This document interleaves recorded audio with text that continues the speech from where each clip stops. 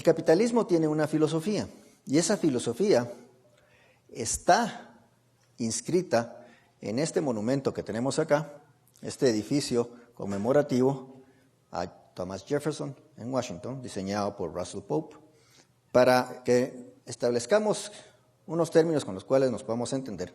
Voy a definir primero qué es capitalismo. Entonces, capitalismo es un sistema social basado en el reconocimiento de los derechos individuales, incluyendo los derechos de propiedad privada. Esto es muy importante, no olvidemos esta definición. Y está en este muro, dentro del monumento conmemorativo a Thomas Jefferson, en donde está inscrito, como ven ustedes aquí, "We hold these truths to be self-evident, that all men are created equal, that they are endowed by their Creator with certain inalienable rights. Among these are life, liberty, and the pursuit of happiness. That to secure these rights, governments are instituted among men." Y esta es una síntesis muy buena que hizo Jefferson de la filosofía del capitalismo. Y voy a pedirles que tomen en consideración algunas cosas de ellas, que las vamos a estar viendo. Por ejemplo, primero, que hay verdades que son evidentes. Segundo, que todos los hombres han sido creados iguales, es decir, que hay equidad. Y que tienen ciertos derechos inalienables. Y esos derechos son la vida, la libertad y la búsqueda de la felicidad. También está implícito, no explícito como está en el monumento conmemorativo, está implícito en lo que vemos, por ejemplo, cuando vemos Manhattan, que vemos edificios que en este caso ya no son la representación de lo que antes era importante. Antes, en el Renacimiento, en el Barroco, los edificios importantes eran las iglesias y los palacios. Y ahora vemos de repente que en las ciudades capitalistas lo que destaca son edificios comerciales, edificios de oficinas, edificios donde se produce riqueza y edificios cuyo propósito no es demostrar poder, sino que proporcionar confort. Y el proporcionar confort es una característica de buscar la propia felicidad en esta tierra. También está implícita en otras cosas. Está implícita en las pantallas de televisión, en las computadoras que ustedes tienen, en los teléfonos celulares, en las viviendas, que como dije antes, ahora se diseñan para el confort, no para mostrar el poder de algún funcionario público. En la ropa que usan, que ahora se puede comprar fácilmente, lavar, volver a usar, gastar, volver a comprar. Antes del capitalismo uno tenía 1 o 2 trajes para toda la vida. El fundamento de las ideas para la filosofía del capitalismo está en Aristóteles. No porque Aristóteles lo haya pretendido, pero porque él estableció ciertos puntos que vamos a ver ahorita a continuación, que van a ser fundamentales y que van a ser tomados por los filósofos que van a crear el capitalismo. Y son totalmente los contrarios a los puntos de Platón. Primero, Aristóteles habla de la primacía de este mundo. O sea, lo que existe es este mundo, esta realidad. No hay otras realidades, como decía Platón. Segundo, habla de una naturaleza que es inteligible y causal. Es decir, que yo puedo conocer la naturaleza de las cosas y que hay causalidad en el universo, siendo la causalidad la identidad en acción. Es decir, lo que una cosa es determina lo que puede hacer. La realidad de los particulares y por tanto de los individuos. Al contrario de lo que pensaba Platón, de que la realidad eran los universales, Aristóteles dice, no, lo que existen son particulares. Es decir, cada individuo es real, no es una apariencia. Y por lo tanto, cada uno de nosotros es parte de la realidad. El poder de la razón humana. La razón como un instrumento para poder identificar la realidad. y de hecho el único instrumento para poder identificar la realidad. El rechazo de las ideas innatas. No venimos con ideas o conocimiento previo. Nacemos sin ninguna idea y vamos formando nuestro conocimiento a partir de la evidencia que nos dan los sentidos, aplicando la razón para identificarlas. La afirmación racional de la certeza, la objetividad y los absolutos. Es decir, yo puedo llegar a verdades que son ciertas, que son absolutas, que siempre van a ser así. Y además que son objetivas, que no dependen de lo que yo quiera. La exaltación del hombre y su potencial, el ver al hombre como un valor y que es potencialmente perfectible. Eso era una concepción muy importante en Aristóteles, de hecho era muy importante para los griegos. Y el valor del desarrollo intelectual como medio para su desarrollo propio y para alcanzar su felicidad en esta tierra. Esta es una visión que se había perdido durante el medievo, se perdió durante el barroco, pero que lo va a rescatar de hecho un pensador que es fundamental para el capitalismo, de hecho es el filósofo del capitalismo. Ahora, voy a pedirles que vuelvan a recordar lo que dijo Jefferson. Dice, sostenemos que estas verdades son evidentes, es decir, que se pueden descubrir viendo la realidad. Que los hombres han sido creados iguales, dotados por su creador con ciertos derechos inalienables. Es decir, que yo voy a descubrir esos derechos viendo la naturaleza. Y eso es sumamente importante. Y que el hombre tiene derecho a buscar su propia felicidad. Es decir, esto es sumamente importante. Su propósito en la vida es buscar su propia felicidad. El filósofo del capitalismo es John Locke. A él se debe el gran cambio que hubo. Gracias a él y a la practicidad de los padres fundadores de Estados Unidos es que se logró arrancar al sistema que existía y que había existido por milenios, un nuevo sistema que es lo que ahora conocemos como capitalismo. Locke, para empezar, considera que la razón es la facultad de la mente que a partir de la percepción sensorial va a llegar a conclusiones, va a identificar la realidad, va a construir su conocimiento. Eso presupone dos cosas importantes. Una, que la realidad existe y que es conocible. Dos, que la razón es una facultad que puede hacer eso. Pero vean que él hace una distinción muy clara con las ideas de Descartes, por ejemplo. Descartes consideraba que uno podía conocer la verdad a partir de la razón sin la evidencia de los sentidos.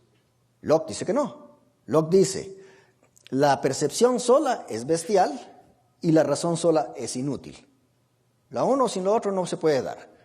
La razón sin percepción es como un constructor sin ladrillos. Se necesitan las dos cosas. Lo que hace la razón es interpretar, identificar la evidencia que nos dan los sentidos. Ahora Locke cometió un error, lamentablemente, que va a abrir las puertas a los enemigos del capitalismo. Locke, su teoría de la percepción, es lo que se conoce como una teoría de correspondencia. Es decir, él suponía que lo que yo percibo es una imagen, o lo que yo tengo en la mente es una imagen de lo que está afuera.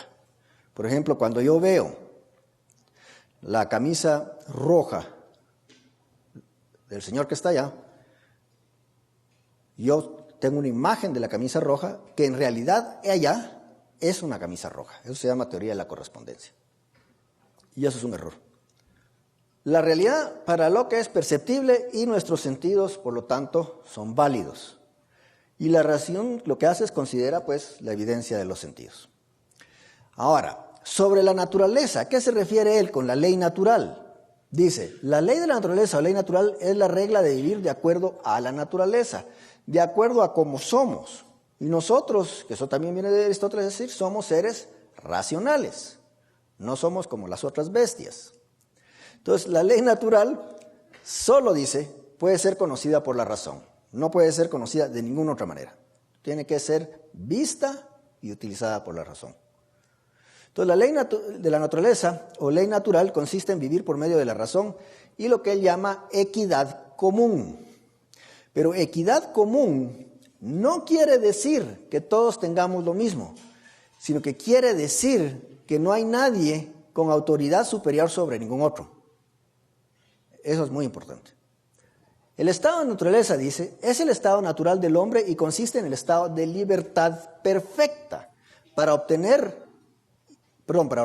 sus actos y disponer de sus posesiones y persona, como le parezca, sin otro límite que la ley natural y sin depender de la voluntad de otro hombre.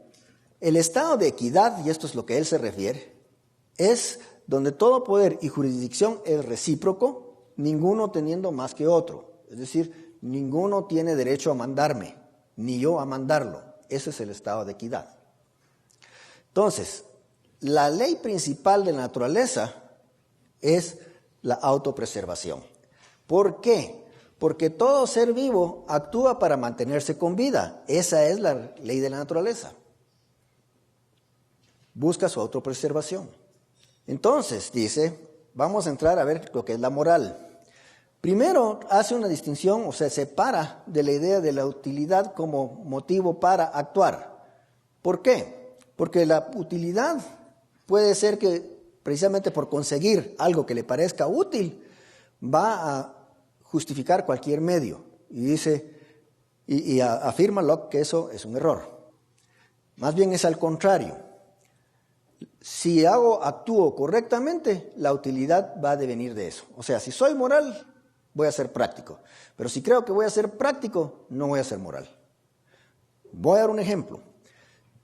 En Estados Unidos, que son muy pragmáticos los gobiernos, han creído que para mejorar las relaciones con otros estados, como Palestina, por ejemplo, hay que imponerles o convencerlos de que adopten la democracia. Y con eso, según ellos, inmediatamente va a ser bueno porque va a ser útil. Sin ponerse a pensar en los principios que hacen en los Estados Unidos lo que eran, que no es una democracia. Y que entonces los resultados se devienen de porque no es una democracia. ¿Y qué sucede cuando imponen la democracia en Palestina? Los palestinos escogen como sus gobernantes a Hamas, que son los terroristas. Exactamente lo contrario de lo que querían. Entonces, Locke dice, lo que hay que hacer es actuar correctamente y el resultado va a ser utilidad. Bueno, dice Locke, y aquí define que es bueno, es lo que nos da placer. Malo es entonces lo que produce dolor. Y entonces él ya establece qué es bueno y qué es malo. Y entonces la moralidad, digamos, ese código de valores que nos mueven a actuar con el propósito de conseguir la felicidad. Y esto también es muy importante. Por primera vez se rescata la idea de la eudemonía. Por primera vez se rescata la idea de que el propósito de actuar moralmente es llegar a tener una vida placentera, llegar a tener una vida feliz. Y por lo tanto eso implica que yo soy un valor. Por eso voy a actuar para yo ser feliz. Entonces establece los siguientes axiomas, que aunque ustedes los han leído en Mises, realmente son de Locke. Dice, todo hombre desea disfrutar de la felicidad y evitar la miseria. Solo eso. Y siempre.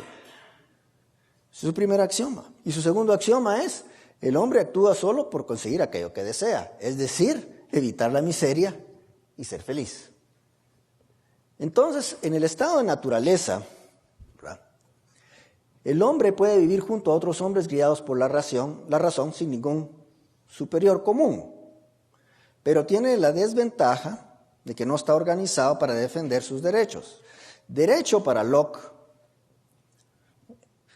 es actuar correctamente, es lo que es correcto. Derecho en inglés es right, y right ustedes saben que también consiste en decir correcto, pero también en español derecho quiere decir correcto. Cuando uno le dice a una persona, usted es muy derecha, quiere decir usted es muy correcto. Entonces, él dice, ¿cuál es la diferencia básica entre el estado de naturaleza y el estado de guerra? Bueno, dice, el estado de naturaleza es comportarme en paz, con buena voluntad, con asistencia mutua. Mientras que el estado de guerra es un estado de enemistad, malicia, violencia, destrucción mutua. Si yo respeto al otro, estoy en estado de naturaleza, pero si no, estoy en estado de guerra. ¿Y qué sucede si estoy en estado de guerra? Dice, pues al violar el estado de la naturaleza, el transgresor, por su acción, se declara fuera de la regla de la razón y la equidad. Y por lo tanto se convierte en una amenaza. para mí y para todos. Por eso es que cada hombre tiene el derecho, o sea, es correcto para él castigar al ofensor y ser el ejecutor de la ley natural. Por eso si alguien me ataca, yo tengo el derecho de defenderme, tengo el derecho de la autodefensa, es lo correcto. Aquellos que se unen ahora, digamos nos unimos en un cuerpo político, establecen como una ley común una judicatura a la cual apelar con autoridad para decidir controversias entre ellos. Es decir, al establecer un cuerpo político, nos asociamos y establecemos y delegamos el poder de aplicar el castigo a un cuerpo en este cuerpo político, que en este caso será el gobierno, y nos obligamos todos a resolver los problemas en base a esa judicatura. Aquellos que no tienen esa asociación están aún en estado de naturaleza, donde no hay más juez que cada uno, ¿verdad? La libertad natural del hombre consiste en estar exento de estar bajo la voluntad o autoridad de hombre alguno y tener como regla solo la ley natural. Pero en sociedad esa libertad consiste no en estar bajo ningún poder legislativo excepto aquel establecido por consenso en el cuerpo político. Es decir, excepto estar sometido bajo aquellas leyes en que todos consentimos que se hagan. No es estar bajo el dominio ni ninguna voluntad, sino que aquella que el legislativo puede ejecutar por habérsele confiado, es decir, porque nosotros delegamos en él el poder para que actúe de esa manera.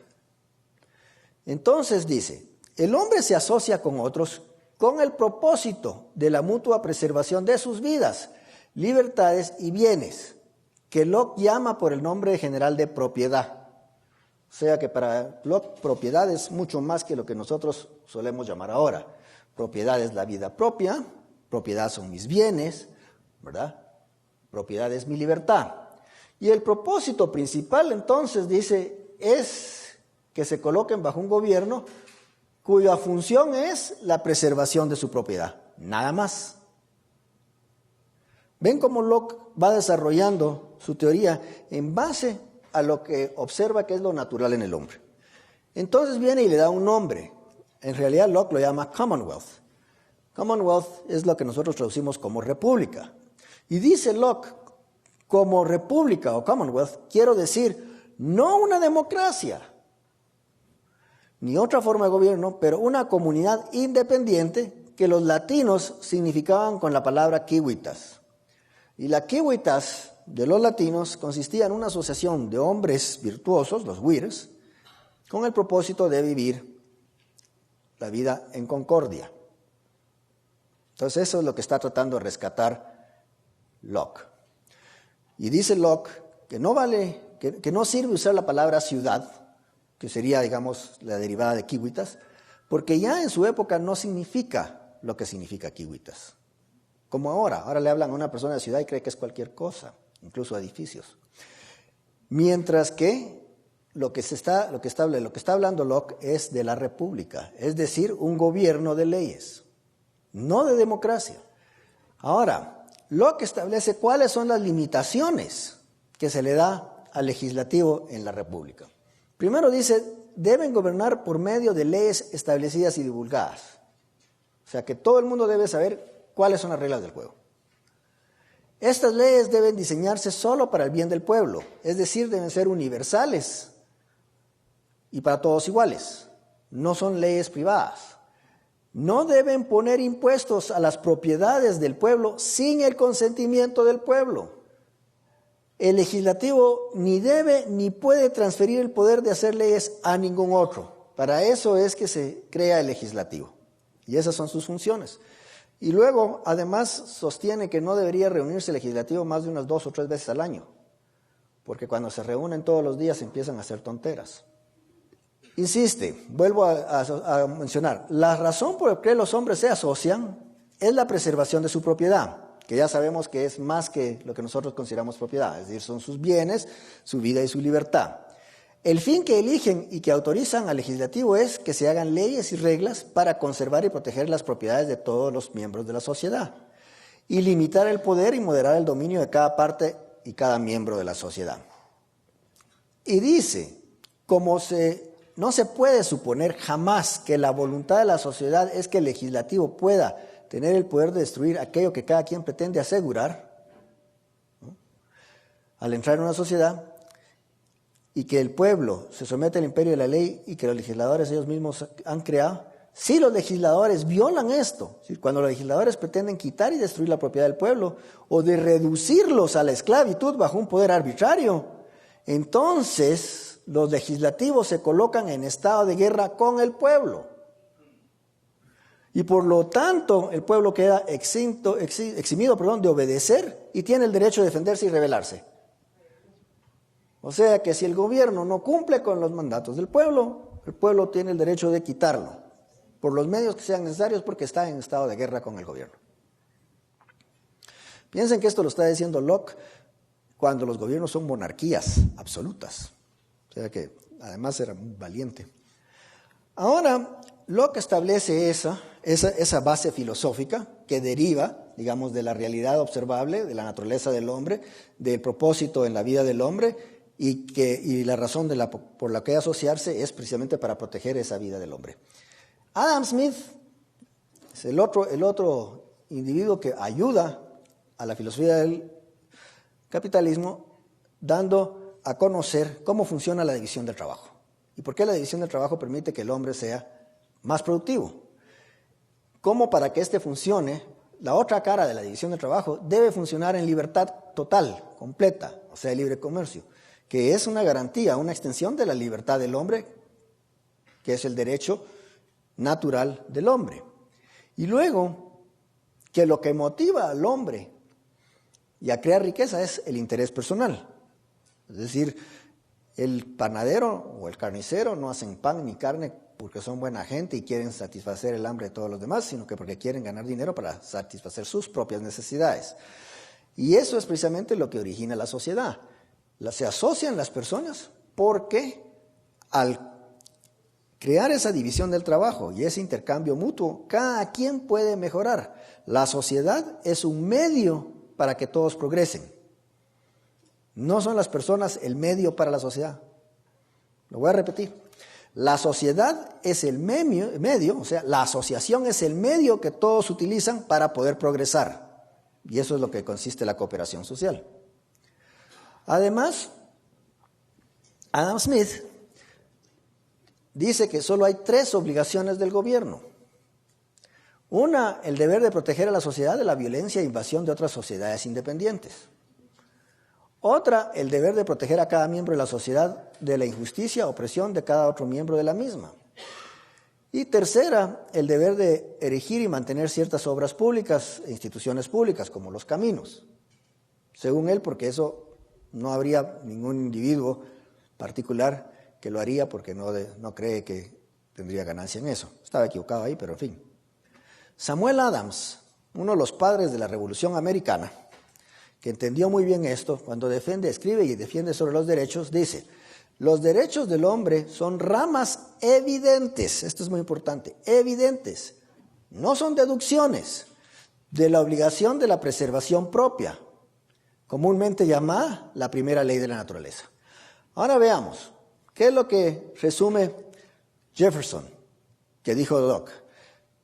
Sostenemos que estas verdades son evidentes, es decir, las podemos ver en la naturaleza del hombre. ¿Qué son esas verdades? Que todos los hombres han sido creados iguales, esa es la equidad, que ninguno tiene jurisdicción sobre ningún otro. Que han sido dotados por su creador con ciertos derechos inalienables, que son integrales a ellos, que es lo que es correcto: la vida, la libertad y la búsqueda de la felicidad. O sea, ven qué bien sintetiza Jefferson lo que dijo Locke. Además, que para resguardar estos derechos se instituyen gobiernos entre los hombres, derivando sus justos poderes del consentimiento de los gobernados. Perfectamente resumido. Ahora, el peligro de la democracia. Y ellos estaban muy conscientes, los padres fundadores de Estados Unidos, que la democracia era un pésimo sistema que había que poner en cintura. Dice Jefferson, Debemos contemplar que la voluntad de la mayoría, para ser legítima, debe ser razonable. Que la minoría tiene iguales derechos, que las leyes deben proteger y que violarlas sería opresión. El límite a la voluntad de la mayoría entonces son los derechos que todos tienen por igual. James Madison, también otro de los padres de los Estados Unidos, de los fundadores de Estados Unidos, advierte que en las democracias no hay nada para frenar la incitación para sacrificar al grupo minoritario o algún individuo desagradable. Por eso las democracias han sido siempre espectáculos de turbulencia y conflicto. Siempre han sido incompatibles con la seguridad personal o con los derechos de propiedad. Esto, para que vean claros que lo que estaban planeando ellos hacer no era una democracia. No, lo que ellos proponen es una república. Que resumida en esta frase ejemplar de Benjamin Franklin, cuando salieron de armar todo esto y le pregunta a una señora ¿qué nos han dado? Y dice, a republic, if you can keep it. Ahora vamos a ver dónde dejó Locke las aberturas para los enemigos del capitalismo. Primer error de Locke fue esa su idea de que lo que yo percibo o lo que yo tengo es una imagen de la realidad de afuera, esa correspondencia. Y entonces viene Hume y con razón dice, pero entonces yo no conozco la realidad. Lo que yo conozco son nada más mis propias percepciones, las imágenes que tengo de lo que está afuera. Pero a saber si lo que está afuera en realidad corresponde a las imágenes que tengo. Es fatal. Pero Hume no era tan malo. Hume se equivocó, pero todavía era un defensor de lo que podríamos decir algunas de las ideas del capitalismo. Pero el villano es Kant. Kant es el peor.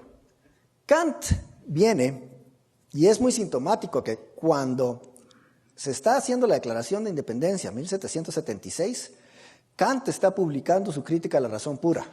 Pero Kant dice, la razón no interpreta la realidad. La razón construye mi experiencia a partir de una realidad que en sí misma no podemos conocer. A esa realidad en sí misma él la llamó el mundo noumenal. Y a la combinación del mundo noumenal con lo que hace mi razón le llamó el mundo fenomenal o de la experiencia. ¿Qué quiere decir Kant? Kant dice que el mundo que yo conozco, ese mundo de la experiencia, es creado por mi razón. Y realmente no corresponde a la realidad de allá afuera. La realidad de allá afuera yo no sé cómo es. Ni puedo saber cómo es. Jamás.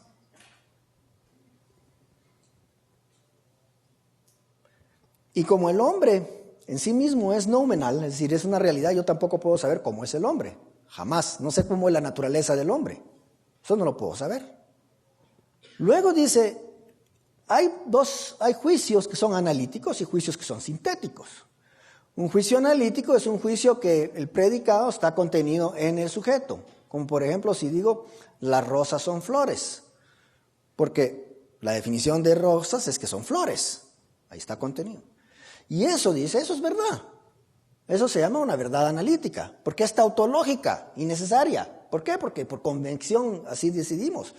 Todos nos pusimos de acuerdo en que las rosas son flores, eso quiere decir, y siempre va a ser así. Pero no tiene nada que ver con la realidad. Yo pude haber hecho cualquier otra cosa. Pude haber dicho cualquier otra cosa que por convención así decidimos. Y es solo verdad porque convención así decidimos. Y siempre va a ser así mientras tengamos la convención. En cambio, dice, los juicios sintéticos, que son los que describen mi experiencia, pues sus verdades no son necesarias. Podrían ser, podrían no ser.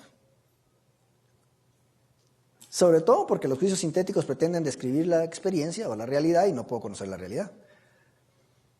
Voy a poner unos ejemplos. Dice, si yo digo que el hombre es el animal racional, dice Kant, esa es una verdad necesaria, porque nosotros hemos convenido en que la definición de hombre es que es animal racional. Entonces estoy diciendo, cuando digo que el hombre es animal racional, estoy diciendo que el hombre es hombre. Por convención, eso tiene que ser así. Pero cuando yo digo que el hombre tiene 2 ojos, dice, bueno, eso no necesariamente es así. Podría imaginarme un hombre de 6 ojos. que existe en algún lado. Entonces, no hay verdades sintéticas necesarias. Y si estas son por convención, que no tienen nada que ver con la realidad, y estas son las únicas que tendrían algo que ver con la realidad, pues ya no tenemos ninguna verdad absoluta sobre la realidad. Luego viene su ataque a la moral o su postura moral. Locke propone una moral que se llama una moral deontológica, una moral que se trata de obedecer el deber. Entonces dice, la obediencia al deber, eso es lo que es moral, sin ningún fin o ventaja que pueda obtenerse de ello. O sea, no debo hacer las acciones porque voy a obtener un beneficio, sino que solo porque es mi deber. Debe servir como el precepto inflexible de la voluntad moral. En el momento en que yo actúe por conseguir alguna ventaja, ya no es moral, dice Kant. Entonces dice, obviamente, ¿verdad? El principio de la propia felicidad, dice, es el más objetable de todos. Si yo actúo para ser feliz, eso no es moral. Porque este principio le da, dice, a la moralidad incentivos que mina y destruye toda su sublimidad. Entonces, solo es un acto moral aquel que hago por el deber y porque no voy a derivar de él ningún beneficio, ningún placer. ¿Qué hizo Kant? Sostenemos que estas verdades son evidentes. Ya no, se paseó en eso, ya no hay verdades evidentes, ya no hay verdades absolutas. ¿Cuál es el propósito de la moral? La búsqueda de la felicidad. No, dice Kant. El que está actuando para buscar su propia felicidad y sus propios fines egoístas es un inmoral, eso no es moral. Moral es cumplir con el deber. Y el deber es actuar según ciertos imperativos categóricos que hago porque ese es mi deber. Por ejemplo, si yo actúo para mantenerme con vida porque me gusta la vida, dice Kant, eso no es moral. Pero si yo ya no quiero vivir porque tengo, qué sé yo, una enfermedad terrible que me causa dolores insoportables y la vida es miserable y quisiera salirme de ella, pero me mantengo vivo, eso sí es moral. Porque estoy vivo porque es mi deber mantenerme con vida, no porque quiera vivir. O sea, como ven, Kant ya destruyó dos importantes puntos de la filosofía del capitalismo. El otro enemigo es Augusto Comte. Augusto Comte inventó un sistema que se llama positivismo. También inventó lo que ahora conocemos como sociología. E inventó otra cosa más nefasta que se llama altruismo. Augusto Comte dice que el positivismo nunca admite ninguna otra cosa, pero deberes de todos a todos. Su punto de vista social no puede tolerar la noción de derecho, que se basa en el individualismo. Y aquí voy a hacer un énfasis en una cosa. Capitalismo es un término que en la época de Augusto Comte todavía no existía. Lo que hemos llamado capitalismo nosotros ahorita, en ese entonces se llamaba individualismo o liberalismo. O sea que a lo que se está refiriendo es a lo que ahora conocemos como capitalismo. Dice, nacemos cargados de obligaciones de todo tipo. Obligados a nuestros predecesores, a nuestros sucesores y a nuestros contemporáneos, que solo crecen y se acumulan antes de que podamos devolver algún servicio. Y entonces cuestiona, dice, ¿en qué fundación humana puede entonces estar el derecho, la idea de derecho? Entonces, Comte nos está diciendo, ahí el libro en donde estaba citando se llama Catecismo de la Religión Positivista. Dice, el altruismo se opone a la idea del derecho individual. La idea del derecho debe desaparecer de lo político, dice Comte. Y no es ninguna casualidad que Comte criticara a los Estados Unidos de Norteamérica. Lo consideraba lo peor. Dice, todo derecho humano es tan absurdo como inmoral. Todo cuanto tenemos pertenece a la humanidad, dice, porque todo nos viene de ella. Vida, fortuna, talentos, información, ternura, energía, etc. Vivir para otros es para todos nosotros el eterno deber que se deduce con lógica rigurosa de este hecho indiscutible, dice Comte. Voy a aclarar algunos puntos. ¿A qué se refieren con sacrificio? Sacrificio no es usado por ellos tan a la ligera como lo usa la mayoría de la gente. Sacrificio es esto, ¿verdad? Tiramos a este pingüino para que se lo coma esta orca y así nosotros nos podemos nadar antes de que nos coman nosotros. Eso es sacrificio. Al que sacrifican es este pobre, ¿no? Sacrificio es lo que hacían los aztecas y los mayas, que para que llueva agarran a un pobre fulano y le sacan el corazón. Eso es sacrificio, es inmolación. Esto que tenemos en los códices. Eso es sacrificio. Siempre estamos en la vida ante la disyuntiva de tener que tomar un camino o tomar otro. Y no podemos tomar los dos. Siempre vamos a tener que renunciar a alguno de los dos. Pero si cuando renunciamos a algo que valoramos menos para conseguir algo que valoramos más, eso no se llama sacrificio, eso se llama costo de oportunidad. Si yo tengo un examen mañana de estructuras o de matemáticas o lo que sea, y tengo la oportunidad de ir al cine a ver Skyfall, y decido que vale más ganar mi examen que ir a ver la película, no puedo decir que me sacrifiqué y no fui a ver Skyfall. No, señor. Mi elección fue un costo de oportunidad. Elegí lo que valía más para mí.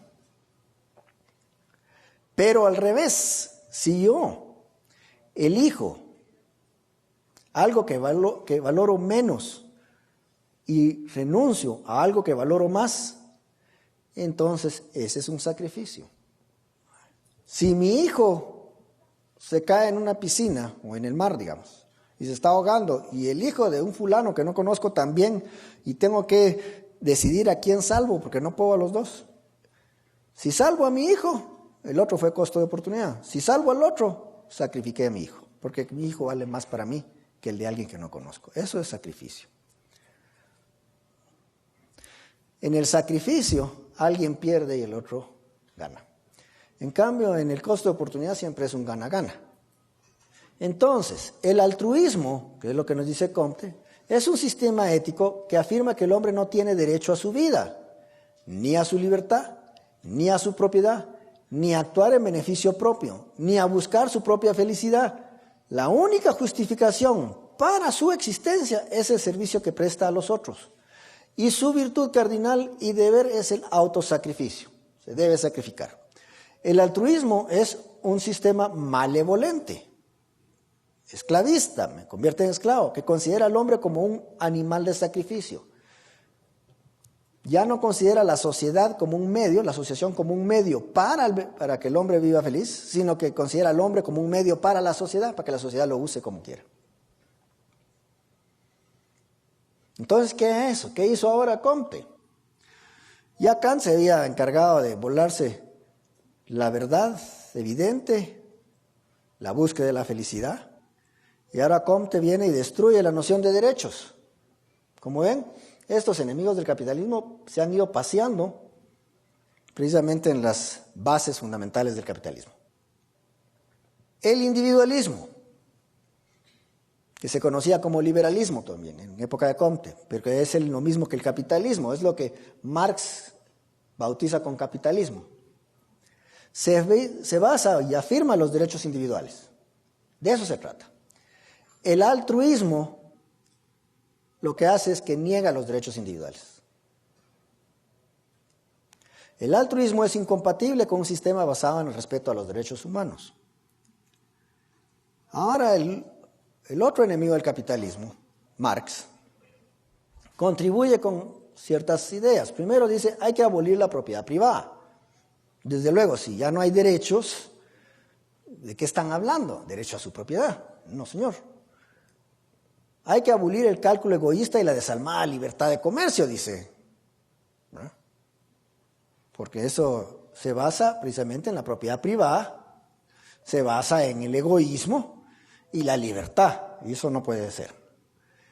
Los comunistas, dice, trabajan por la unión y el acuerdo entre los partidos democráticos. La democracia es un camino para el socialismo.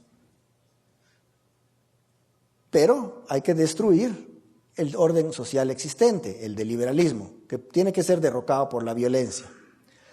Y entonces el nuevo eslogan, lo que se persigue con el nuevo sistema, es que cada quien de acuerdo a sus habilidades, para cada quien de acuerdo a sus necesidades. El motivo altruista, ¿verdad? O sea, que cada quien trabaje de acuerdo a sus habilidades y se va a repartir de acuerdo a sus necesidades. Y con eso, la democracia, que debía ser controlada por medio de los derechos, ya es incontrolada. Ya no importa. Ya no hay que respetar derechos. Y el gobierno, cuyo propósito era resguardar los derechos del hombre, también debe ser abolido y en este caso sustituido por una nueva función del gobierno que es la distribución de riqueza. Bueno, Ayn Rand viene a rescatar las ideas de Locke y a corregir los errores que tenía Locke que permitieron que estas ideas de los enemigos del capitalismo prosperaran. La filosofía de Rand, dicho por ella, en esencia dice, el concepto del hombre como un ser heroico, es decir, como un valor en sí mismo, con su felicidad propia como el propósito moral de su vida, el lucro productivo como su actividad más noble y la razón como su único absoluto. Ahora, miren, cuando habla de qué es ella, lo organiza de acuerdo exactamente como Locke fundamenta su teoría. Dice, soy primariamente una defensora de la razón, no del individualismo o el capitalismo. Defiendo el capitalismo porque soy una defensora del individualismo. Y defiendo el individualismo porque soy una defensora de la razón, que es la jerarquía lógica. Es decir, primero la razón, busco lo que es razonable, la consecuencia de eso es que el hombre tiene derecho a su propia vida, por lo tanto la moral individualista, y la consecuencia de eso es políticamente el sistema capitalista. Mi moral, dice, empieza descartando la idea de que los hombres son por naturaleza enemigos de los unos de los otros. Y dice, el propósito de la moral no es enseñarte cómo sufrir y morir, sino cómo disfrutar y vivir. O sea, nuevamente rescatando las ideas de John Locke. Estas son algunas citas de Rand, solo para dar el contexto de lo que voy a explicar después. Pero si todo hombre debe ser libre y con derecho a lo que sea que pueda ganar, siempre que no lo obtenga por medio de la violencia física. O sea, las relaciones del hombre deben ser sin usar la violencia contra otros. Dice, si alguna civilización ha de sobrevivir al ataque que está teniendo ahora, ¿verdad?, es la moralidad del altruismo lo que debe rechazar a los hombres. O sea, ella se está refiriendo a las ideas de Augusto Comte. Los derechos individuales, dice, son el medio de subordinar a la sociedad a la ley moral. Aquí está repitiendo lo que estaba diciendo Jefferson. Para que la muchedumbre, la masa, no viole los derechos del individuo, se tiene que establecer un sistema en base al respeto de los derechos individuales. Cuando le preguntaron a ella, ¿es posible y deseable el altruismo? Su respuesta fue esta, y la voy a citar verbatim. Dice, el altruismo es una perversión espantosa. Es imposible para el hombre ingenuo que trata de practicarlo voluntariamente. No se puede. Solo es posible para el verdugo altruista. Un inocente no puede practicar el altruismo, no a menos que salte en la olla del primer caníbal que vea para hacer la cena de éste. O sea, se sacrifique. Pero piense en lo que pueden hacer los verdugos, o sea, los destinatarios del sacrificio. El altruismo es la justificación usada por toda dictadura. Fue usada, por ejemplo, por la Alemania nazi, la Rusia soviética, por Chávez hoy, por Fidel en Cuba, en fin. Y se usa hoy en América cada vez que alguien quiere algo inmoral o algo que no se ha ganado. O sea, quiere sacrificar a algún grupo para beneficiar a otro. Y hace esta advertencia, dice, el hombre que te habla de sacrificios está hablando de esclavos y amos, e intenta ser el amo. O sea, si te está convenciendo de que te sacrifiques, es porque algún beneficio va a sacar de eso. Veamos ahora qué es lo que hizo Rand. John Locke habla de una razón instrumental. Rand reitera eso, dice, la razón es la facultad que tiene el hombre para identificar e integrar la evidencia que le dan los sentidos. Ahora, ¿cómo resuelve ella el problema de Locke que causó el ataque de Hume y de Kant? Bueno, primero dice Rand, tanto Hume como Kant están equivocados, en el sentido de que ellos están suponiendo que la percepción es correspondiente a la realidad. Es como hacer una pregunta mal hecha, dice. Si ustedes ven que se colisionan, chocan dos automóviles en la calle, digamos un Ferrari con un Lamborghini, y vengo yo y les pregunto, ¿dónde está el choque? ¿Está en el Ferrari o está en el Lamborghini? ¿Dónde está? ¿Quién me dice? La pregunta está mal hecha, ¿no es cierto? Porque el choque fue una interacción entre los dos, no está en uno o en el otro. Los resultados de uno y del otro es esa interacción. Entonces, Rand dice, la percepción es una relación causal que se da en la realidad. Regresando al ejemplo de la camisa roja, para que yo perciba la camisa como camisa roja, tiene que haber una camisa, tiene que haber luz. La luz es una corriente electromagnética que pega en la camisa. Algunas ondas son absorbidas, otras son reflejadas. Las que son reflejadas llegan a un órgano que lo interpreta de una manera, que es mi vista, y esa la interpreta en forma de color rojo. No hay rojo si no hay ojo, no hay rojo si no hay luz, no hay rojo si no hay camisa. Si cambia la naturaleza de la luz, si ponen luz negra, la camisa la voy a ver de otro color. Entonces miren lo que hizo Rand en este momento, una cosa muy importante. Rand dice, la forma en que yo percibo es la realidad, porque yo soy parte de la realidad, no estoy afuera de la realidad como pretende las otras teorías. En las teorías de Kant o en las teorías de Hume, yo estoy en cierto sentido fuera de la realidad está allá afuera y yo no soy parte de la realidad. En las teorías de Rand, yo soy parte de la realidad y la forma en que percibo es parte de la realidad. Y es causal. Esa ya es una teoría de percepción causal. Y todo es percepción causal. Eso elimina el problema que antes tenían de decir dónde están ciertas características, dónde están los colores, están en los ojos o están en el objeto. Pues en realidad no se pueden dar si no hay objetos, si no hay luz, si no hay ojos. El que no tiene ojos no puede percibir el color. El que es daltónico tiene un problema y percibe en forma gris, pero esa es la realidad. El que percibe la camisa roja en forma de gris, pues esa es la realidad. Él, por ser daltónico, percibe en forma de gris y esa es la realidad. Igual, si yo hablo de la música, ustedes ponen un CD, ponen en el CD, qué sé yo, una sinfonía de Beethoven y le preguntan a alguien, ¿y dónde está la música? ¿Está en el CD? ¿Está en mis oídos? ¿Está en el aparato? ¿En dónde está? ¿Será que en el disco hay allí una orquesta miniatura que están tocando? No, ¿verdad? Es la forma en que yo percibo ciertas vibraciones que se producen en el CD. Si no tengo oído, no hay sonido. Eso no implica que no hayan vibraciones. El sordo no oye, pero puede percibir las vibraciones tocando, digamos, una mesa y poniendo un celular en la mesa cuando vibra. Ustedes mismos lo han sentido. Entonces yo conozco la realidad a través de las percepciones y las percepciones son parte de la realidad. Por lo cual entonces Rand viene y vuelve a ser válido los sentidos son válidos.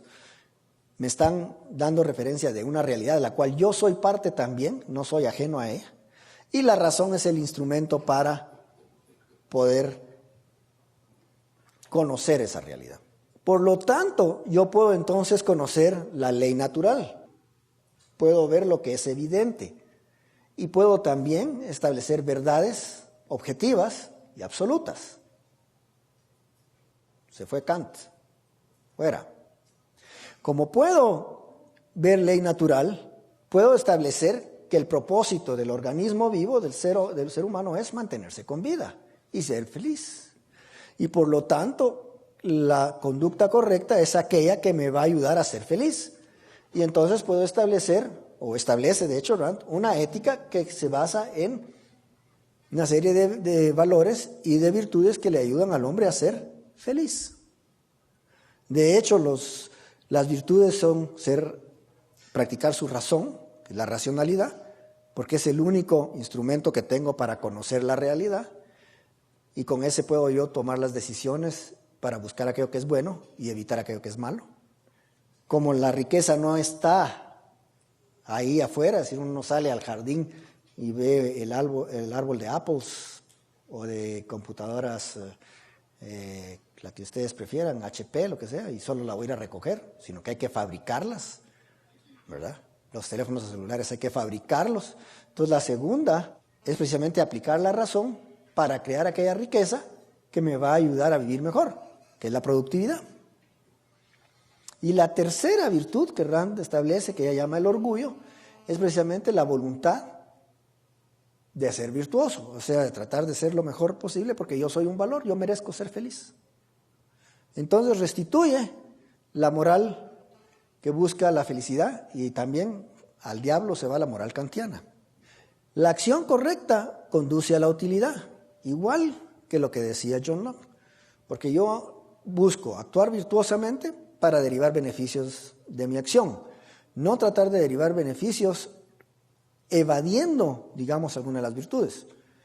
No porque sea beneficioso para mí, en determinado momento voy a renunciar a mi racionalidad. Eso a la larga me va a producir un desastre. Entonces, la acción correcta conduce a la utilidad. El derecho se fundamenta en lo que es correcto según la ley natural. Claro, como es correcto para el hombre usar su razón para descubrir qué es lo que es bueno y qué es malo, como es correcto para el hombre poder actuar en base a su juicio, y como es correcto que consuma aquello que produce, entonces es correcto que a la hora de asociarme se respete mi derecho a juzgar, mi derecho a actuar de acuerdo a mi mejor juicio y mi derecho a usar aquello que es producto de esos juicios. El derecho a la vida, a la libertad y a la propiedad. Porque de nada sirve si yo puedo juzgar, yo veo la realidad y cuando emito mi juicio sobre lo que es correcto hacer, no lo puedo hacer porque algún tiene el poder para evitarlo arbitrariamente. Y no quiero estar asociado con un tipo así. Y que la única manera en que lo puede hacer es usando la fuerza, si es más fuerte que yo. Entonces, nuevamente, el derecho se fundamenta en lo que es correcto según la ley natural. Y entonces, ¿por qué me asocio? Pues por la misma razón que dijo Locke. Me asocio porque entre todos podemos defendernos de aquellos que quieran violar nuestros derechos, o sea, para proteger nuestros derechos, y para poder así prosperar y vivir una vida mejor. Entonces, el propósito de la sociedad y del gobierno es la protección de los derechos individuales. O sea, nuevamente viene Rand y restablece y corrige a los enemigos del capitalismo y restablece los fundamentos del capitalismo. Y ante la pregunta de decirle quién le iba a dejar a decir esas ideas, pues ella respondió, ¿y quién me va a parar? Entonces, aquí se puede entender esta cita de Rand, ya en su contexto, cuando ella dice, juro por mi vida y por mi amor a ella que nunca viviré para beneficio de otro hombre, se está refiriendo a lo que dice Comte, que la única razón por la que yo puedo existir es para beneficiar a los demás. Él dice, no, yo tengo derecho a existir por mí misma. Ni voy a pedirle a ningún otro hombre que viva para el mío. Dicho en términos muy sencillos, yo no voy a dejar que me conviertan en esclavo, ni pretendo esclavizar a ninguna otra persona. Cada hombre, cada persona, cada individuo es un fin en sí mismo, cada uno tiene derecho a su propia vida, tiene derecho a buscar su propia felicidad como mejor pueda. Y entonces Rand viene y realmente restablece la base filosófica para lo que está escrito aquí en el monumento conmemorativo de Jefferson, ¿verdad? Nuevamente ahora tenemos una base filosófica para establecer we hold these truths to be self-evident. Quitemos el created, that all men are equal, that they are endowed with certain inalienable rights. Among these are life, liberty, and the pursuit of happiness. That to secure these rights, governments are instituted among men. Y voy a terminar con esta cita, este llamado que hace Rand, que también lo voy a leer verbatim, creo que es muy hermoso. Dice: en el nombre de lo mejor que hay en ti, no sacrifiques este mundo en favor de aquellos que son los peores. En el nombre de los valores que te mantienen vivo, no dejes que tu visión del hombre sea distorsionada por la perversidad, la cobardía, la estupidez de aquellos que nunca se han ganado el título de hombres. No dejes que el héroe que hay en tu alma perezca en solitaria frustración porque nunca has podido alcanzar la vida que te mereces. Examina tu camino y la naturaleza de tu batalla. El mundo que deseas puede conseguirse. Existe, es real, es posible, es tuyo. Muchas gracias. No me queda muy claro cuando dicen que todos los hombres fueron creados iguales. ¿Se refiere a que todos los hombres tienen los mismos derechos? Se refiere a que todos los hombres tienen los mismos derechos. Que no hay ninguno que tenga derecho de convertirte a vos en su esclavo. Que no hay ninguno que tenga derecho a estar por encima de vos. No, señor, eso es a lo que se refiere. No a que todos somos iguales físicamente, ¿verdad? Si no, tendríamos que ir a alegar por qué no nos parecemos a Brad Pitt. Pero también yo quiero agregar que, digamos, no, como yo puedo no ser muy inteligente, pero soy muy fuerte. Y, por ejemplo, puedo ser muy fuerte, pero no soy inteligente, pero todos tenemos algo que hacer. O sea, todos somos iguales en ese sentido, porque, por ejemplo, lo que yo no tengo de inteligencia lo puedo recompensar con mi fuerza o viceversa. Claro, la desigualdad física no es el hecho aquí. Aquí es la igualdad jurídica, es decir, ninguno tiene derecho a utilizar a otro como un instrumento para sus fines. Eso es lo que quiere decir. Allá, Anton. Gracias, Warren, por la presentación, muy interesante. Solo que quería regresar a lo que habíamos hablado antes, de que la filosofía del comunismo fue respuesta a la filosofía del capitalismo. Sí. Para que tal vez los asistentes tengan un punto de referencia. Nos hablaste bastante sobre la libertad desde el punto de vista individualista, capitalista. Así es. Y tal vez el problema más grande que tenemos con el comunismo es la definición de ellos sobre la libertad. Entonces me gustaría que pues nos profundizaras un poco esta diferencia que es bastante grande. Y es tal vez quizá lo más importante ahí. Sí, hay dos cosas importantes ahí y también en parte la culpa la tiene Kant. Kant, cuando habla de que no podemos conocer la realidad tal cual es, pero conocemos nuestra propia experiencia y habla de como una especie de realidad de la totalidad de cosas, elimina al individuo y mete la totalidad.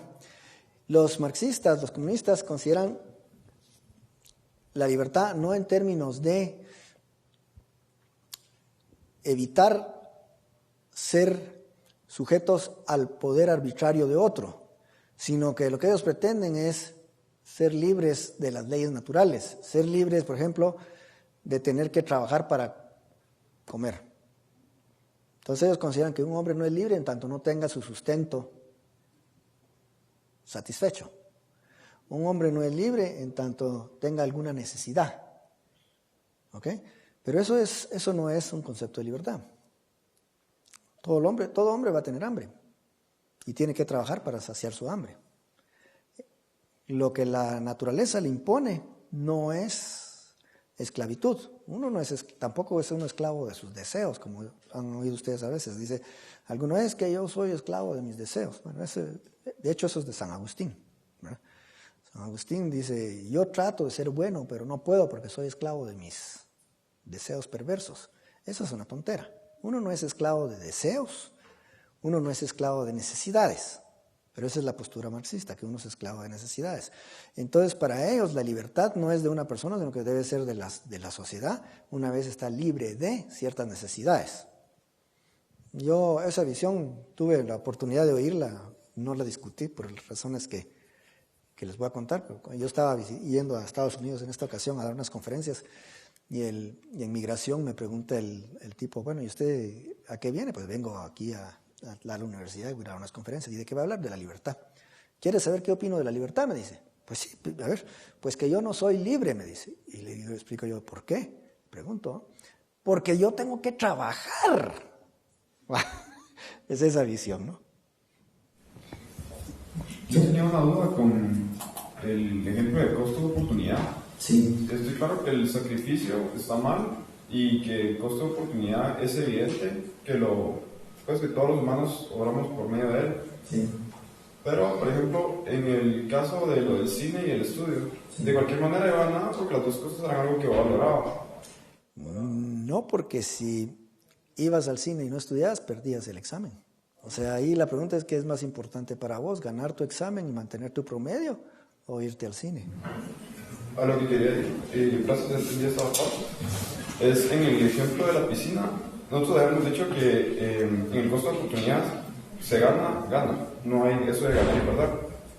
Pero si yo vengo y salvo a mi hijo, yo gané, pero la otra persona perdió. Sí, pero la otra persona no es mi valor. Es decir, si yo salvo al hijo de la otra persona y dejo que muera mi hijo, yo sacrifiqué mi valor por algo que no era mi valor. O sea, que siempre va a ganar soy yo, o sea, la otra persona. Eso es lo que se trata. Es igual que en la transacción comercial. Cuando vos haces una transacción comercial, vos compras algo o vendés algo, vos ganás y el que te lo está vendiendo gana. Si no, no harías la transacción. O sea, ¿quién de ustedes sale un día en la tarde y dice, hoy voy a ir a comprar algo donde voy a perder? Nadie. ¿Ah? Si uno piensa que va a perder, no compra. La diferencia es que uno valora de distintas maneras, ¿no? ¿Vos qué estudias? Medicina. Ontología. Digamos, para vos es valioso un taladro de esos que usan ustedes, ¿no? Para mí no es valioso, ¿verdad? Entonces yo no voy a ir a comprar uno de esos aparatos. Si yo necesito uno de esos aparatos, cuando lo necesite, voy con vos para que vos me perfores la muela. Y ahí pago lo que sea correspondiente a lo que vale para mí. Pero no voy a la calle a comprarlo. Para mí será valioso otra cosa, que puede ser insignificante para vos en ese caso, digamos. Para mí será más valioso un programa de modelaje, digamos, para modelar, hacer modelos arquitectónicos, que para vos no tiene ningún valor. Entonces, el valor depende de lo que a uno le sirve, ¿verdad? No es que una cosa valga más que la otra. Eso depende para quién y para qué. ¿Verdad? Entonces, cuando uno hace una transacción, las dos partes ganan, porque vos valorás lo que estás consiguiendo y el que te lo está vendiendo valora lo que le estás dando. ¿Sí? Sí, entendí el hecho de que, por ejemplo, en la transacción yo gano porque compro lo que quería y la otra persona gana porque recibe dinero a cambio de eso. Ok, entonces en el del niño, ¿quién es tu valor? ¿Tu hijo? Mi hijo. Ahí está, entonces ahí ganaste. Yo gané, en ese caso la otra persona sería como el de la transacción. No hay transacción ahí porque vos no tenés obligación para salvar al mundo. Es decir, si no está el caso de tu hijo, sino que solo está ahogando el hijo del vecino, pues ahí vos valorás la vida de todo ser humano. Valorás más la de tus seres queridos, pero valorás ciertamente el del niño, ¿no? Entonces ahí vos actúas con benevolencia y te tirás a salvar al niño. No hay ningún problema. No hay que elegir nada. Si tuvieras que elegir todavía, digamos, al niño que no conoces y a Chávez, que sí lo conoces, ¿verdad? El dictador de Venezuela,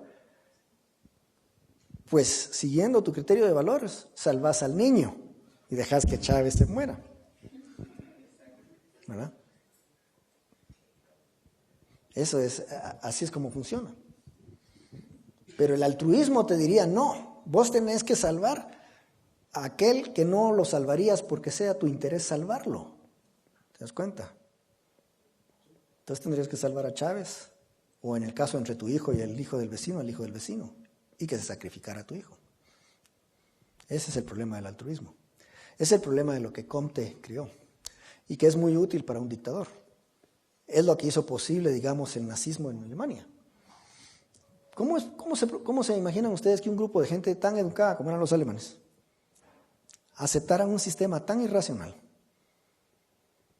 que empezara sacrificando, que siguiera sacrificando a judíos, por ejemplo, sabiendo que eso no era correcto, o no sabiendo que era correcto, sino que molestándoles, porque ellos habían aceptado la filosofía de Kant. Entonces, para ser bueno, ¿qué tenía que hacer uno? Cumplir con mi deber. Y mi deber era hacer aquello que yo no haría por inclinación, que no me gusta. ¿Y quién me dice cuál es mi deber? El Führer. Entonces el Führer, apelando al altruismo, hace que la gente haga ciertas cosas que no harían por propia voluntad. Y así los manejan. Entonces el único que ganaba ahí son el Führer y sus compinches. Y todos los demás fueron víctimas de esa ideología. Allá, sí. ¿Qué pasa, por ejemplo, en una cuestión hipotética, donde, digamos, en una sociedad alguien se enferma, digamos que es una enfermedad terminal horrible, y él lo sabe, y sabe que si se queda en la sociedad va a matar a todos sus compañeros? Entonces, es su dilema, digamos, ¿será que me quedo acá o me sacrifico? Porque todos los demás vivan. Entonces, digamos, ¿cuáles son sus valores? Ahí está, pero digamos su valor, pero digamos, ¿a usted le parece razonable que si sus valores, mi vida es más importante que la de los demás y soy egoísta, entonces me voy a quedar en la sociedad y murámonos todos juntos? ¿A usted le parece razonable eso? ¿A ti te parece? No. Vaya. ¿Pero usted? Pongámoslo más real. Pongámoslo más real. Suponete que tú sos un padre de familia, que has trabajado toda tu vida para darle a lo que son tus valores, tus hijos y tu familia, un cierto estatus económico.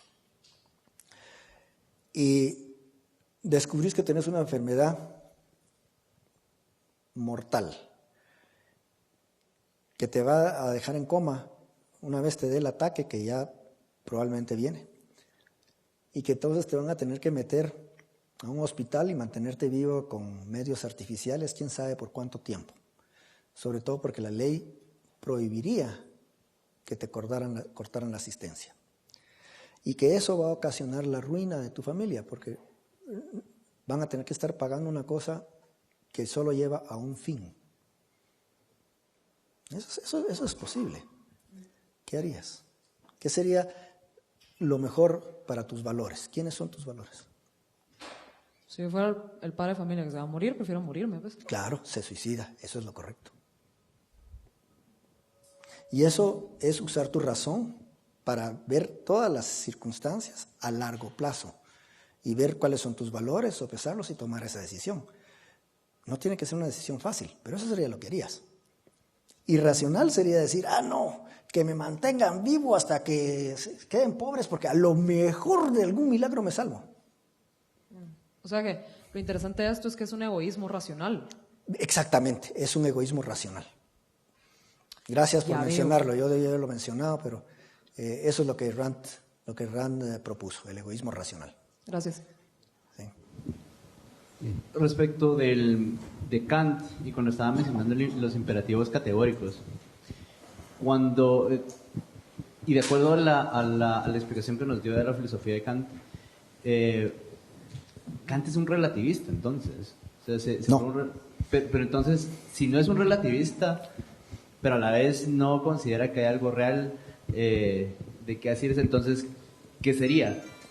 ¿En qué se basaría él para establecer los imperativos categóricos, de nuevo, sin caer en una especie de relativismo? Sí, Kant se basa en los imperativos categóricos en lo que él llama el uso libre de la razón. Y el uso libre de la razón consiste en establecer esos imperativos sin ver las consecuencias. Entonces, por ejemplo, un imperativo es: trata a todo el mundo como te gustaría que te trataran a ti. ¿Ok? Sin ver ninguna consecuencia. Trata a toda persona como si fuera una persona, ¿verdad? No voy a estar juzgando, digamos, si esa persona es Chávez o si esa persona es el Muso Ayao. Eso no importa. Y debo actuar así porque ese es mi deber, no porque sea mi inclinación. lo cual presenta un problema muy, muy serio, ¿verdad? Porque si vos trabajás para vivir, pero decís que realmente no querés vivir, sino que lo estás haciendo porque es tu deber, Kant diría con sospecha, ¿y cómo sé que realmente es cierto? Que no lo estás haciendo porque te gusta la vida. Y si vos admitís que es porque te gusta la vida, te dices, sos un inmoral. Esta acción no es moral. Kant dice que es obligación moral mantenerse con vida. Pero si lo haces porque te gusta la vida, ya no es moral. ¿Te das cuenta del problema que estableció? Entonces, el resultado de lo que hace Kant es que quita el fin de la moral que establece Locke o que establece Rand. Rand establece que el fin de tus acciones morales es vivir una vida feliz. Esa es la razón por la que actúas bien. Kant dice, no, eso no se puede aceptar. Vos tenés que actuar bien porque lo importante es actuar bien, no porque te haga feliz. Entonces, en ese sentido, los imperativos categóricos son juicios normativos absolutos. Juicios normativos absolutos, desprovisto de toda intencionalidad. Gracias por confirmarme que Ayn Rand es kantiana. Voy a elaborar por qué estoy diciendo esto. Con el ejemplo que daba la compañera acá y la respuesta que diste con relación a qué es lo correcto, asumo que podemos decir que lo correcto es el deber, en el sentido kantiano. Pienso, cuando estaba haciendo la diferencia entre el gana-gana, que sería un costo de oportunidad, a diferencia de un suma cero, que sería el tema del sacrificio con relación al ejemplo que propusiste del niño sacrificar un valor superior a algo que no es tu valor. Me parece a mí que no está claro con el ejemplo, porque también Kant propuso algo similar con relación a si hay un niño en el segundo nivel de mi habitación o de la casa, se está incendiando y yo tengo el dilema entre salvar al niño o la fórmula de la cura del cáncer o del SIDA, contextualizándolo. Tengo un dilema en ese momento. Lo racional, digamos, lo correcto, no sé quién lo determina, pero podríamos asumir que es dejar que el niño se chamusque y sacar, porque esto va a salvar muchas vidas. Por supuesto, en esos casos son casos extremos en el cual podríamos volver al ejemplo de la piscina con relación a si salvo a mi hijo, salvo al del vecino. No encuentro yo como una solidez en el ejemplo cuando se dice de que el sacrificio implica un agente externo que me está obligando a entregar mis valores. El caso, por ejemplo, de Augusto Comte, es decir, del altruismo, en el sentido de que tú tienes que negarte todos tus valores para entregarlos por la comunidad. Hay un agente externo coactivo, pero en el caso de mi decisión no hay un agente externo coactivo, sino que es una decisión mía. Y bueno, podría determinar salvar al niño, aunque eso lo juzguen como algo incorrecto. Pero la pregunta es, si el sacrificio depende de esta situación externa exclusivamente, o hay sus excepciones con el ejemplo que propusiste de si es una decisión interna de si salvo a mi hijo o salvo al hijo del vecino, de mi amigo. No hay diferencia. Bueno, primero sí hay una diferencia muy grande entre Kant y Rand, no son lo mismo. La ética kantiana no es prudencial. La ética randiana es prudencial. La ética kantiana es deontológica. Eso ya hace una diferencia muy grande. Voy a explicar. Prudencial quiere decir que yo uso mi razón para identificar lo que es bueno y lo que es malo, y actuar para conseguir lo que es bueno y rechazar lo que es malo. Eso quiere decir que en cada contexto estoy juzgando. Deontológica quiere decir que yo actúo porque así es mi deber actuar, siempre. Es decir, tengo unas normas claras que no puedo cambiar. El sacrificio, Rand dice, el ingenuo que quiere hacerlo voluntariamente no lo puede hacer, es decir, empieza a destruir su vida inmediatamente, si lo hace, aunque sea su voluntad, porque si no, no está haciendo un sacrificio. Si lo que está haciendo no es renunciar a sus valores, sino que está renunciando a aquello que valora menos para conseguir aquello que valora más, entonces no hay sacrificio. El ejemplo que ella citó ahí realmente lo pudo haber tomado más literalmente de una historia budista. Esta historia lo que cuenta, para alabar el sacrificio, es que va este monje budista por el bosque y oye los rugidos de un tigre. Entonces se acerca y ve que hay un tigre en una fosa, que cayó en una trampa, y que el tigre está hambriento. Y entonces, como es un perfecto altruista, se tira a la fosa para que el tigre se lo coma y así saciar el hambre del tigre. ¿Verdad? Es una historia budista que ejemplifica esa idea del sacrificio, que básicamente lo que está diciendo es que mi vida no vale, la de los demás sí, pero la mía no. Entonces mi obligación es servir a los demás o que me usen los demás. Esa es la idea detrás de esa ideología.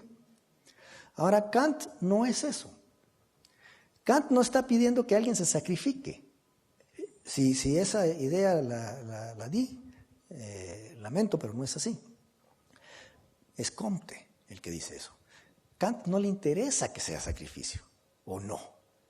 Kant no le interesan las consecuencias de la acción moral. Uno tiene que actuar moralmente porque es su deber, sin importar las consecuencias. Ese es Kant. O sea, Kant quita todo fin de utilidad o de placer. Lo que Kant dice es que si el motivo por el que haces tal acción es porque es tu inclinación, es decir, porque deseas derivar algún beneficio de ella, ya no es moral. La acción no tiene que ser porque vas a tener un beneficio o porque te va a causar placer, sino que tiene que ser porque es tu obligación. Entonces, desde luego hay un problema de interpretación en Kant, o el que es kantiano, para decidir cuándo soy moral y cuándo no soy moral.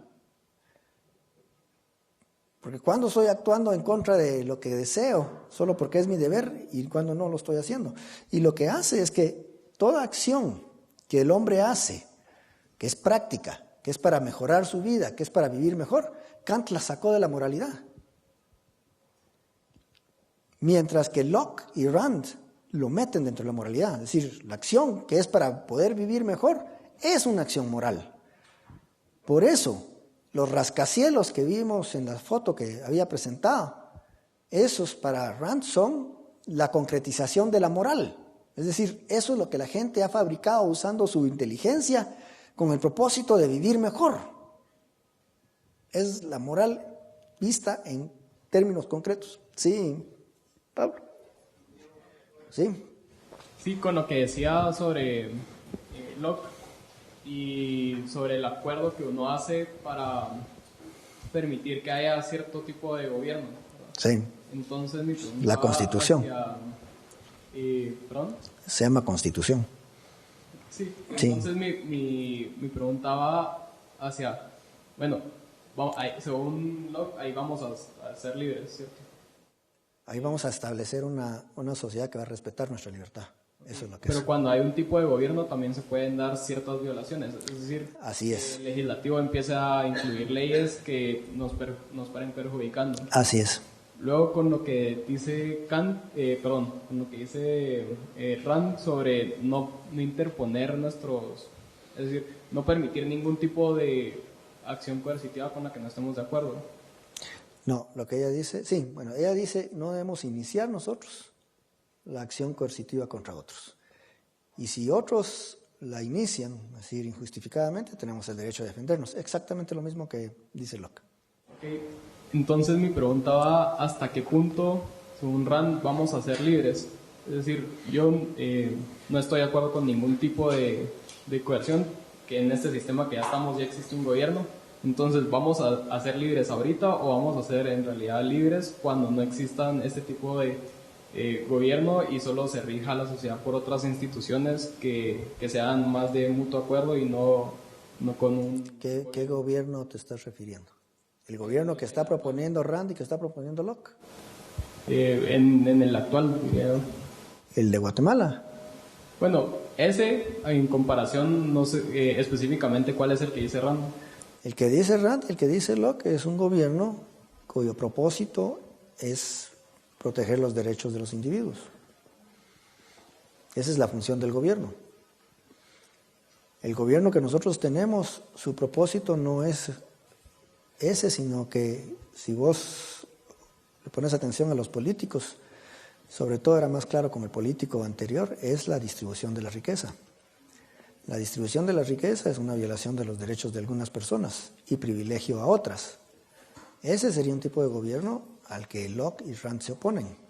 De hecho, es muy ilustrativo leer la Declaración de Independencia completa, que es muy cortita, porque previo a lo que yo cité ahí, empiezan hablando de los abusos que ha cometido el rey de Inglaterra, precisamente para establecer las razones por las cuales se van a separar del gobierno de Inglaterra, ¿verdad? Y entre esas es precisamente el que les ponen impuestos sin su consentimiento. Recuérdense que Locke decía no puede haber impuestos sin mi consentimiento. El que no tengan derechos como los demás ciudadanos, en fin. Entonces, esas violaciones de lo que el gobierno debiera hacer bajo esa filosofía de John Locke es lo que da los argumentos para la Declaración de Independencia. Ok, y bueno, si seguimos con lo que dice Rand, entonces, ¿ella sí estaría de acuerdo con un tipo de gobierno? Sí, ella no es anarquista. Ella considera que el anarquismo no te va a servir porque vas a tener una competencia de órganos que van a impartir justicia. Y entonces te vas a parar como la mafia. Digamos que cada grupo tiene sus propios ejecutores de justicia, no hay un acuerdo entre todos, tratás de llegar a acuerdo, pero si no llegas a acuerdo, el que tiene más poder, digamos, va a utilizar su propia policía para someterte a vos, y entonces vas a tener una serie de problemas. Y en un gobierno entonces limitado, sí. ¿Hasta qué punto está justificable que hayan impuestos? O sea, o la pues Rand supone que no deben haber impuestos. En eso hay una diferencia con Locke. Locke sí acepta los impuestos, pero bajo consentimiento de todos. Rand propone que hay otras maneras de financiar un gobierno que no sea por medio de impuestos. Y eso todavía está en discusión entre los pensadores y vos también podés aportar ideas, ¿verdad? Pero Rand, por ejemplo, entre las ideas que tenía es que cada vez que haces un contrato, vos pagás un precio por tener la seguridad del contrato. Entonces, a la hora de que alguien viola el contrato, es como un seguro, ¿no? Entonces vos podés acudir a los juzgados y se hace cumplir. Claro que si vos no tomas el seguro, quedás a la buena voluntad de con quien contrataste, por ejemplo, ¿no? Esa es una idea. Otra idea que propuso es una lotería del gobierno. Y hay otras. Me parece que Craig Biddle sacó un artículo Salud sobre cómo financiar a un gobierno sin impuestos. Eso está para la administración todavía de esa idea. Entonces limita al gobierno a únicamente la seguridad y la propiedad privada. La seguridad, eso es. Esa es la función del gobierno, no ninguna otra. O sea, desde luego Adam Smith se extiende más de lo que Rand y Locke recomiendan. Dieron el ejemplo de que uno va a vivir porque lo hace feliz vivir, y de que si alguien no está feliz viviendo debería poder suicidarse. Pues, ¿qué pasa cuando a alguien, por motivos físicos, le afecta el uso de la razón? Entonces él dice que no, puede que no esté feliz viviendo, pero... ¿cómo así? Más específico. Alguien con una discapacidad mental o alguien que tuvo un accidente y... Digamos, ¿y qué? ¿Que está paralítico? Que no, que algo le afectó en el cerebro. Físicamente, entonces cambió su modo de pensar. Pero no puede razonar. Entonces debería de poder tener ese derecho de quitarse la vida. Sí lo tiene, lo debería tener, pero si es un poco difícil que alguien que no pueda razonar pueda tomar esa decisión. Es más fácil que alguien que pueda razonar, que quedó paralítico totalmente por un accidente, que todavía está razonando, pueda darse cuenta de su estado y por lo tanto tomar esa decisión. Pero alguien que no puede razonar no se da cuenta de su estado. O sea, ahí hay una contradicción. Me parece interesante cómo Comte, y quisiera saber si él en algún momento habló de la contradicción de lo que estaba diciendo él, porque al presentar una moral altruista, bueno, ahorita exploró, usted Warren exploró las consecuencias malas que serían el que el que hace el sacrificio, por ejemplo, la persona que está en la posición de salvar o no salvar, etcétera. Pero lo que a mí me parece aún más interesante es en la posición que tomaría yo respecto de lo que pediría a los demás. Porque yo creo que en ese sentido, ese dictado de que los demás tienen que servir, yo tengo que servir a los demás me tienen que servir a mí, potenciaría mis defectos, porque yo empezaría a exigir que los demás hagan lo que yo necesite. Así es, y lo estás viendo hoy en día. Lo estás viendo, es decir, como es una ideología que está actual y la gente cree que así debe ser. Vos ves que cada vez los del welfare state piden más, que les den educación gratis, que les den casa gratis, que les den privilegios porque son de determinada etnia. Todos creen que los demás tienen que darles a ellos. Y los demás no pueden decir no porque dicen, no, es que hay que ser altruista. Entonces ahí están trabados con esa ética. O sea, Comte fue muy dañino. ¿Sí? Pero ¿no sería contradictorio, digamos, exigirle a los demás? Porque como va a ser para mi beneficio, ¿no sería contradictorio ahí en la filosofía? Digamos, yo le exijo a alguien más, me beneficiaría, entonces no estaría actuando moralmente. Claro, pero como la manera en que resuelven sus conflictos es de dos maneras. Primero, como los que están haciendo esto generalmente son marxistas o altruistas de Comte, que ya resolvieron su problema de la contradicción gracias a Hegel, que dice que las contradicciones son posibles y pueden existir al mismo tiempo. Y segundo, porque no lo piden en nombre propio, sino que lo piden para el grupo, ¿verdad? No es para mí, es para los indígenas. No es para mí, es para los ancianos. No es para mí, es para el pueblo, ¿verdad? Claro que es para mí, pero así lo esconden, ¿sí? Siguiendo lo que estaba diciendo Pablo y lo Sí. que estaba diciendo que ahorita se ha vuelto una ética, una cultura que la gente ya simplemente está de acuerdo que solo quiere recibir cosas. Claro, y que es lícito sacrificar a los demás para eso. Entonces, ¿cómo se puede fundar una república tomando en cuenta el actual estado cultural en que todas las personas consideran que su costo de oportunidad de ser personas responsables, pues una gran mayoría, es muchísimo más alto que simplemente ser como una persona que recibe todo un estado socialista? Sí. Bueno, la manera de hacerlo es como lo estaba haciendo Locke, como lo está haciendo Rand, es denunciando, compartiendo las ideas correctas, haciendo que la mayor cantidad de gente se entere, porque la mayor cantidad de la gente no es mala. Lo que pasa es que no tienen la educación, o no saben, no se han dado cuenta, no se han puesto a pensar sobre estos asuntos. Pero una vez les abrí los ojos, dicen, pues sí, ¿verdad? No puede ser. Digamos, ahorita, con todo lo que ha estado pasando en Guatemala, mucha gente está abriendo los ojos. Es decir, ya no están aceptando que algún grupo tenga el derecho de bloquear carreteras. Antes pensaban que sí, pero ahora ya se hartaron, pero no puede ser. Porque muchos hemos estado diciendo, no, los derechos no son jerárquicos, los derechos son los mismos para todos, ¿verdad? Entonces es cierto que tiene derecho a manifestar, pero no tiene el derecho a violar el derecho de otro. Ya mucha gente ya se enteró de eso. Entonces esa es la manera, ¿verdad? No es usando un dictador para que todos sean libres. Bueno, muchas gracias.